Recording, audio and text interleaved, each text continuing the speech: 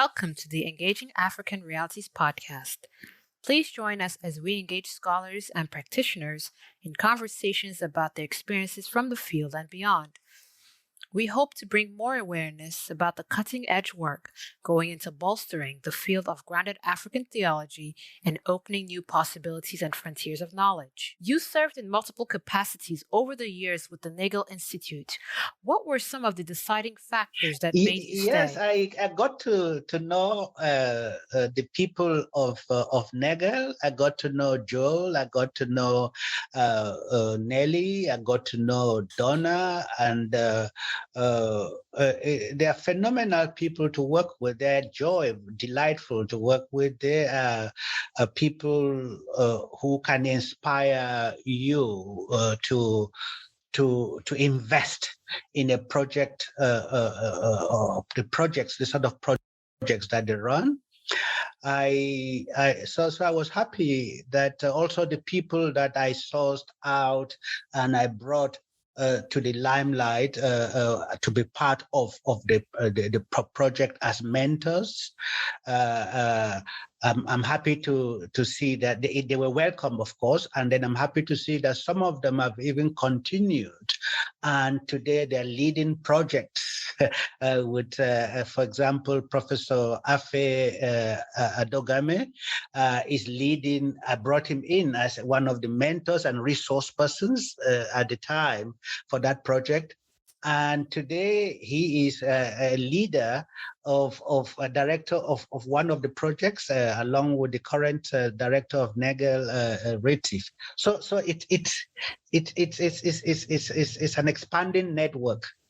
And it is for that reason that when you reached out to me for this interview, I was very enthusiastic, because I'm supportive of this network. I want to see it grow. I want to see it blossom. I think it involves scholars who are committed to making a difference on a key issue, how religion and religiosity intersects with being human and being African in the world. Mm-hmm. So, wow, that's a lot of history. It's a lot of history, and I think what really springs to mind for me, hearing what you're saying, is aside from having a passion for the research subject, it's also important to cultivate relationships with one's colleagues, and as well as to bring in other people into the fold, and to help bolster and strengthen the connections and the growth that's already happening. And you also mentioned how bringing in new researchers, new resource people also helped with sustaining what had already been achieved.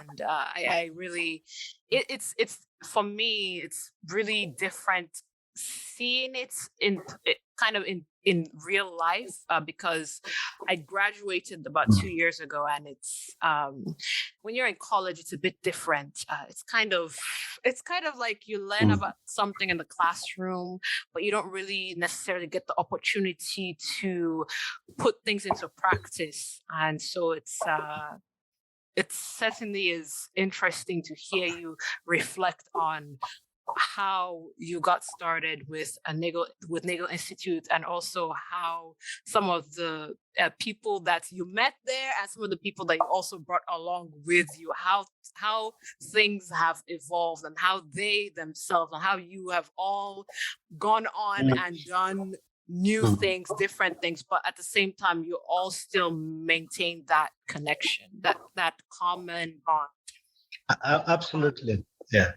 Yeah, no, networking is key, and I think here in South Africa we use the term Ubuntu, which speaks to networking and to leaning on one another to be able to achieve. An institution, an idea, a project has meaning only to the extent that one is able to mobilize others to be part of it and to keep that spirit of mobilization constantly enriching the project and the institution. So the Ubuntu is like a term for networking. I am there thanks to those I can lean on. And those who can lean on me ensure that the common projects that we hatch are going to blossom. And I think if there's something I would like us to take away from this conversation is the importance of networking around the core values and core issues to us, in which case Christianity in Africa under the broader canopy of religion and religiosity in the like. I know that I've learned a lot. When I came in, I wasn't a researcher on religion. I wasn't I wasn't in any way remotely connected to religion as an area of research, but thanks to the years I've spent with the project, not only am I interested and able to comment on matters pertaining to religion and religious studies, and I even get people who invite me to sit on editorial boards of journals that are purely within this field of religious studies. Every now and again, when I receive such an invitation, I seek to remind them that I'm not who you think I am. Yeah, somebody tells you that sharing the same spaces, listening to conversations with those who are deeply invested in this area has spilled over in a way to people like me to develop that interest as well. So I'm fast growing in my interest in this regard. Yeah.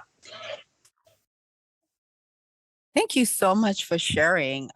If I could just jump in, one of the questions that I had or things I was wondering is that I love when you say, you speak about the idea of networking around the core values.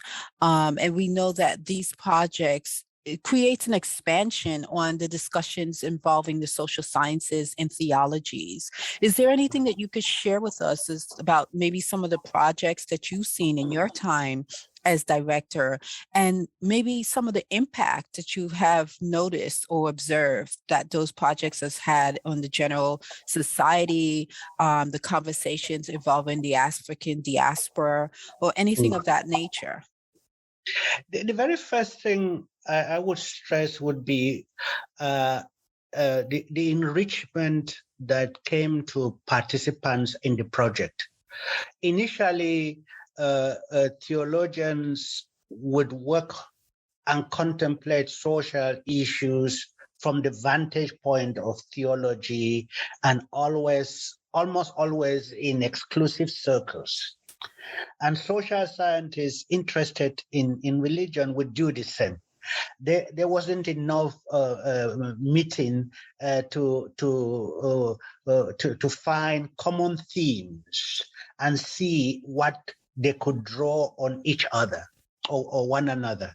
One thing that this project did was to break those barriers, to foster more integration and collaboration, to begin to see that there is a lot more in common than meets the eye when we start, when we stick to our disciplinary silos.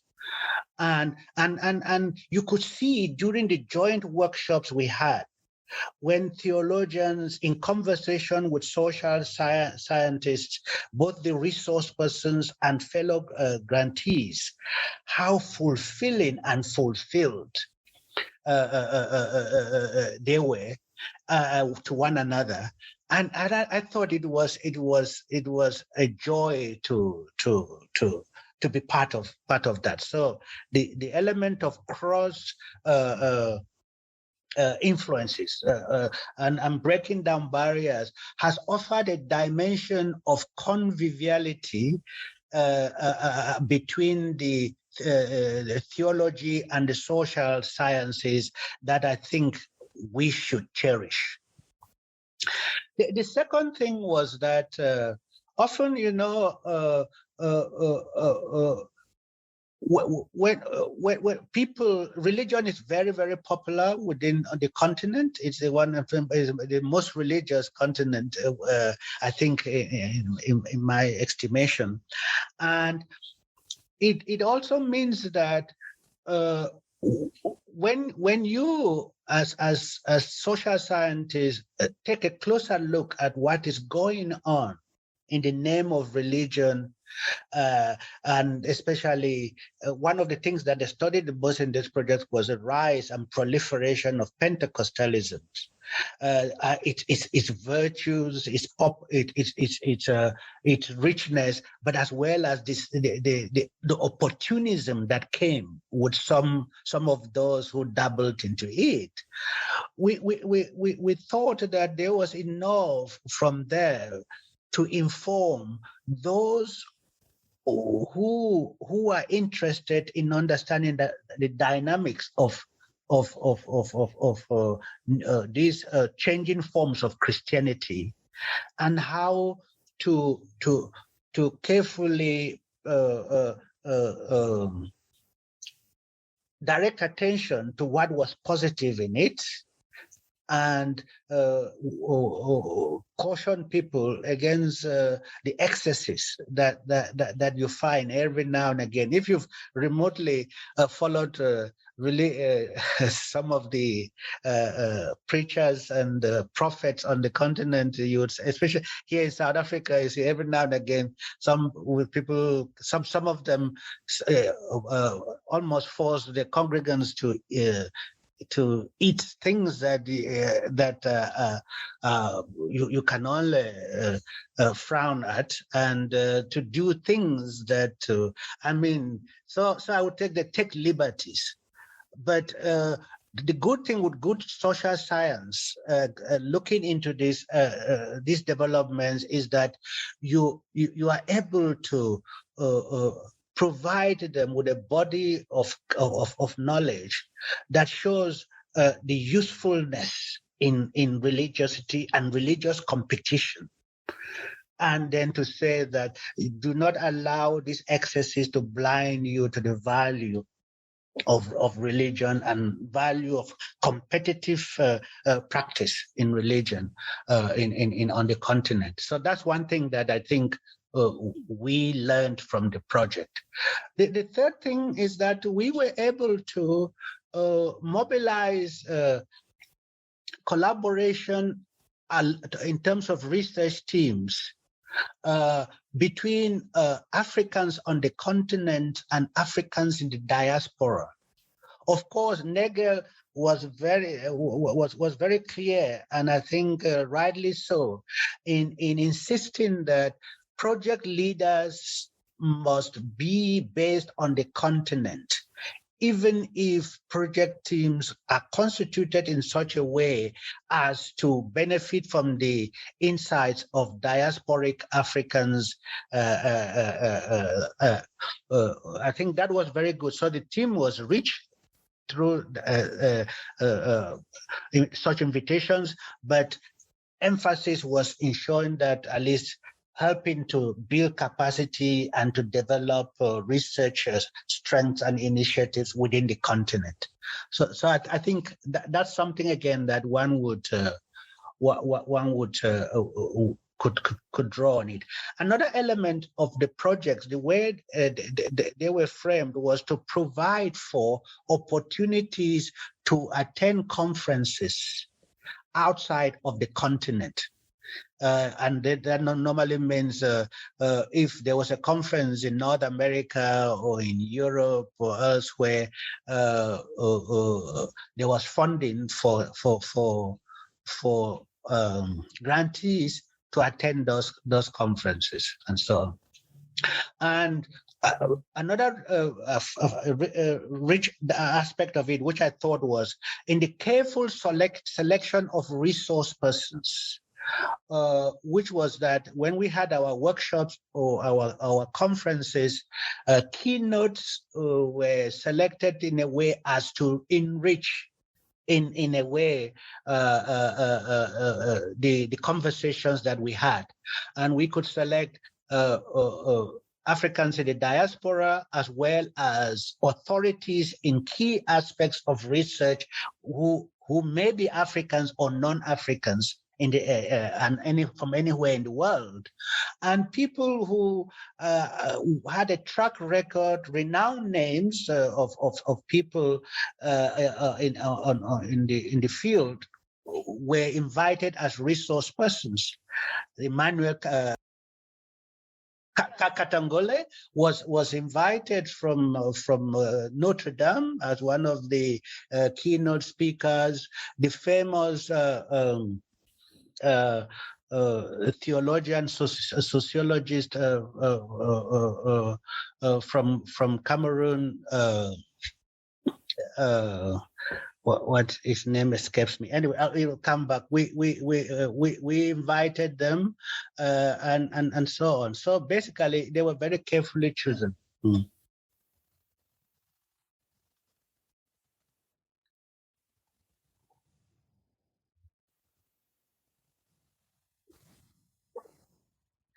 Sorry. Sorry, before you got to your question. Ebusi Bolaga, Fabien Ebusi Bolaga, was the keynote that we invited for the Abidjan conference as well, and as well as Emmanuel. So I have a follow-up question. So in managing. So in working with all of these project teams, inevitably sometimes there are some challenges that come up. So from your own experience, what have been some challenges that have come up, and how have these challenges the been challenges overcome? Always in terms of when we had to ensure, every project has a lifetime. When say Nagel gets funding from Templeton, it has a duration within which you must start and complete the project.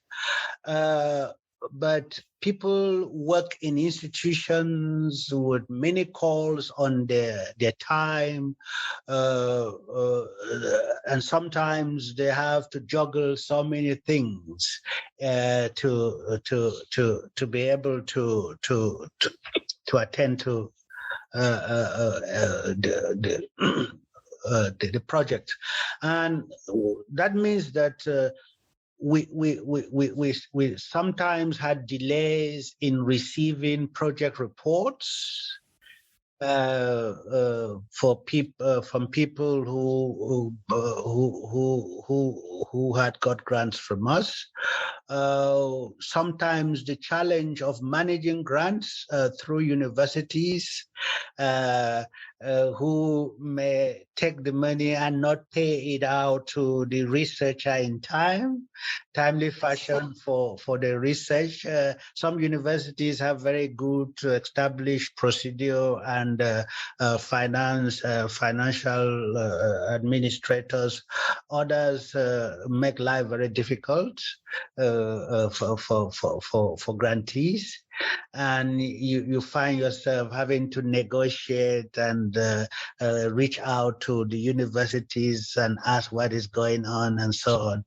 So, but those are problems to be expected.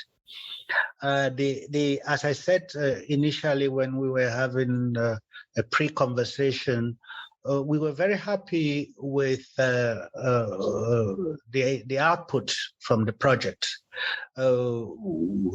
Everybody completed. Everybody contributed to a publication. We had a very productive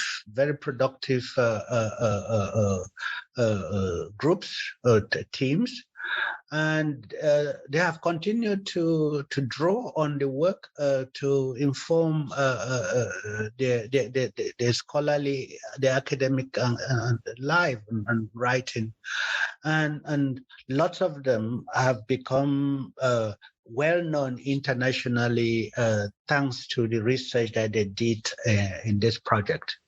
So we are very happy. The challenges were there. I've pointed to a few, but overall we were very fortunate with the group that we ended up with, and I think it is because of that success. I would imagine that Nagel was able to get this follow-up funding that it's currently administering. So it's the second successive, successive funding actually.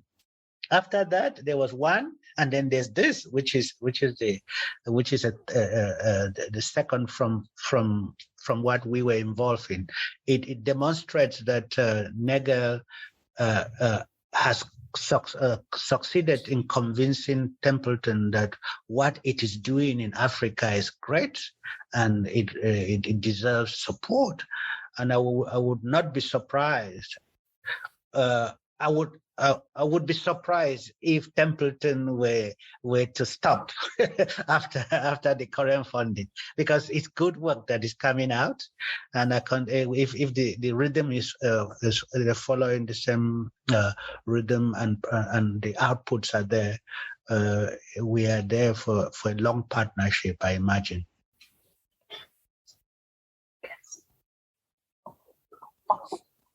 Yes. Thank you for really answering the questions and adding more information, and I feel like I'm learning a lot more about what has been happening at Nagel since before I even started working as a research associate, and it's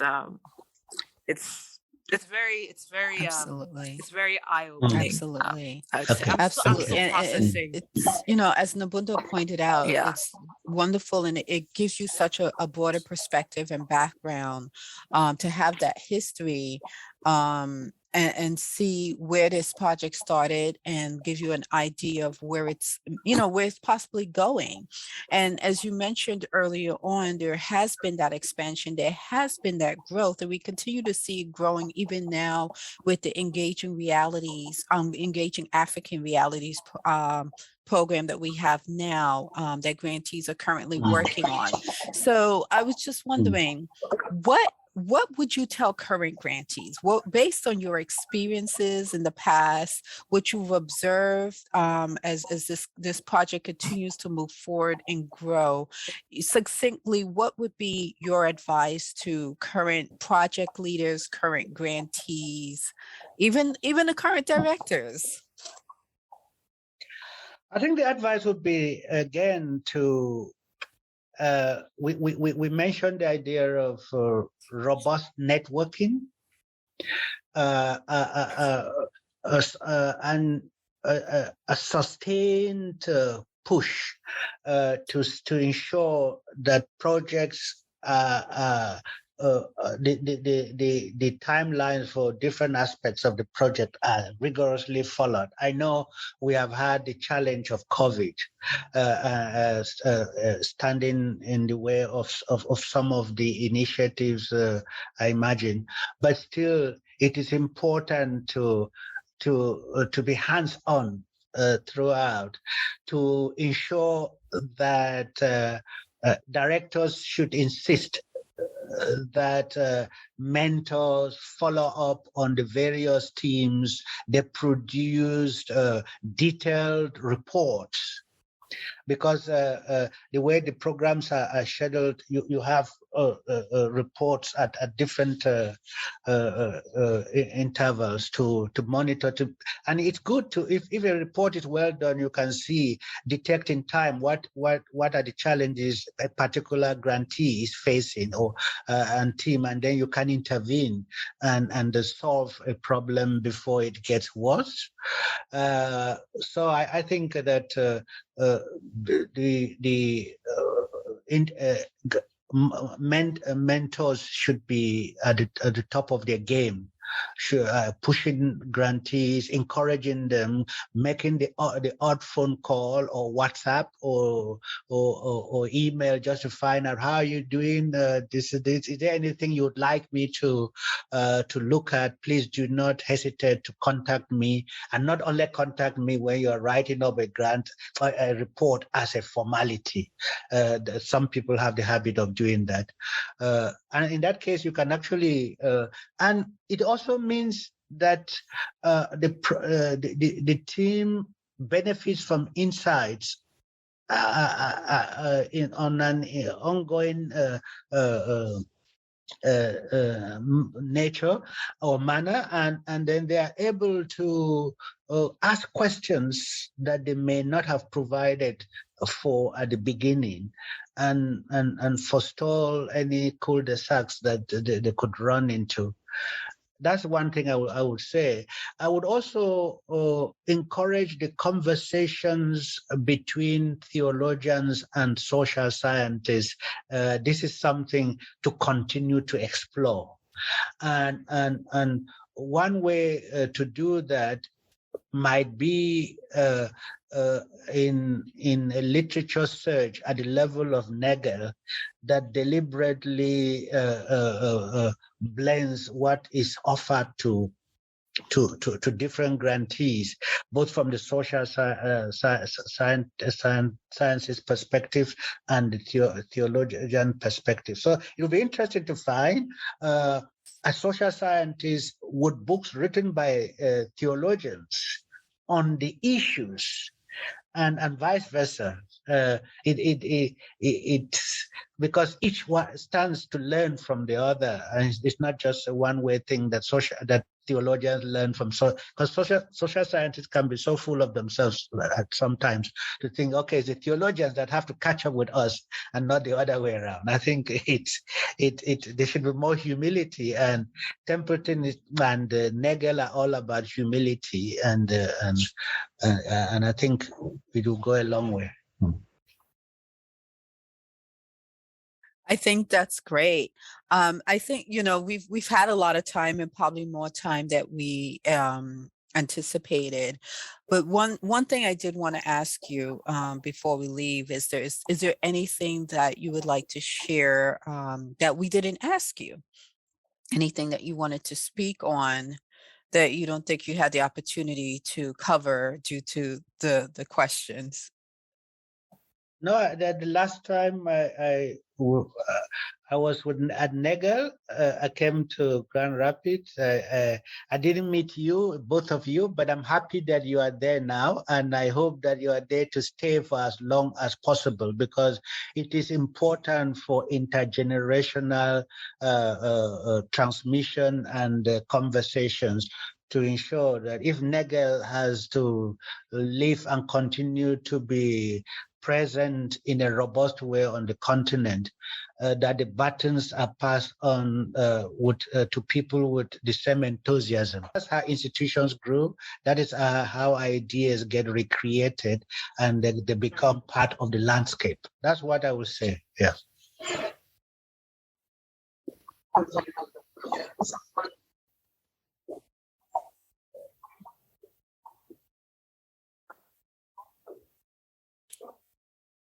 Thank you very much. This has been a very enriching conversation. You've, in a way, I've been having questions about some of the things that you've brought up today. So in a roundabout way, it's definitely giving me some food for thought, and I definitely will be reflecting on a lot of what you said.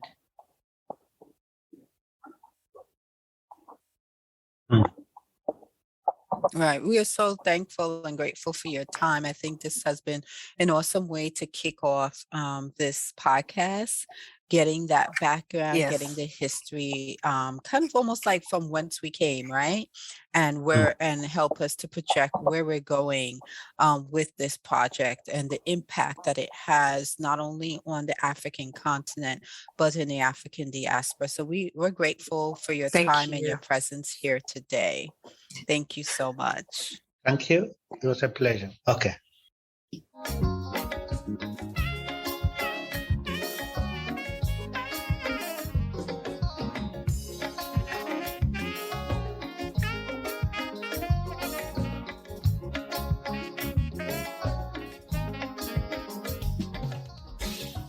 Don't forget to like, follow, and share our podcast.